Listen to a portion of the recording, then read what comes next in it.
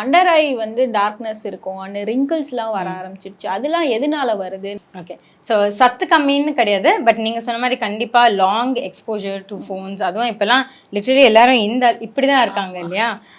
So அது இல்லாமல் causes வந்து பார்த்திங்கன்னா ஜெனட்டிக் காஸ் வந்துட்டு ரொம்ப காமன். ஆல்மோஸ்ட் ஒரு 50% அவங்களுக்கு வந்துட்டு ஜெனட்டிக்காக வந்து ஃபெமிலியலாகவே அது ரன் ஆகிட்டு இருக்கும்.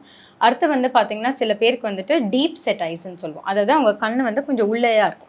ஸோ அது இருக்கும்போது இந்த பார்ட் வந்துட்டு உங்களுக்கு அப்படியே ஒரு குழி மாதிரி இருக்கும். ஸோ அதனால அந்த லைட் ரிஃப்ளெக்ஷன் படும்போது அது இன்னும் டார்க்காக காமிக்கும். இது இல்லாமல் சில பேருக்கு ஐயில் சுற்றி மட்டும் எக்ஸிமா வரும். ஸோ அதில் வந்துட்டு ஸ்கின் கொஞ்சம் ட்ரை ஆகி ஃப்ளீக்கி ஆகும். ஐ எக்ஸிமா இருக்கிறவங்களுக்குமே வந்துட்டு ரொம்ப காமனாக அந்த பிக்மெண்டேஷன் இருக்கும். சில பேர் ஃப்ரீக்வெண்ட்டாக ஐ ரப் பண்ணிக்கிட்டே இருப்பாங்க. அந்த மாதிரி இருக்கிறவங்க, சப்போஸ் காஸ்மெட்டிக் ப்ராடக்ட்ஸ்க்கு, ஐ மேக்கப் ப்ராடக்ட்ஸ்க்கு அலர்ஜி ஆகிருக்கு, இல்லாட்டி அதை ரிமூவ் பண்ணாமல் அவங்க அப்படியே விட்டுட்டாங்க. ஸோ இந்த மாதிரி காசஸில் எல்லாமே வந்துட்டு நம்மளுக்கு இந்த டார்க்காக இருக்கிறதும் சரி, அண்ட் ஆடிக்குவேட்டாக அகைன் இங்கேயுமே வந்துட்டு என்னென்னா நம்ம ஸ்கின் வந்துட்டு ரொம்ப தின்னாக இருக்கும் ஐயை சுற்றி. ஸோ நம்ம ஃபேஸ்க்கு மற்ற இடத்துக்கு எந்த அளவுக்கு இம்பார்ட்டன்ஸ் கொடுக்குறோமோ அதே மாதிரி தான் ஐயை சுற்றியும் கொடுக்கணும்.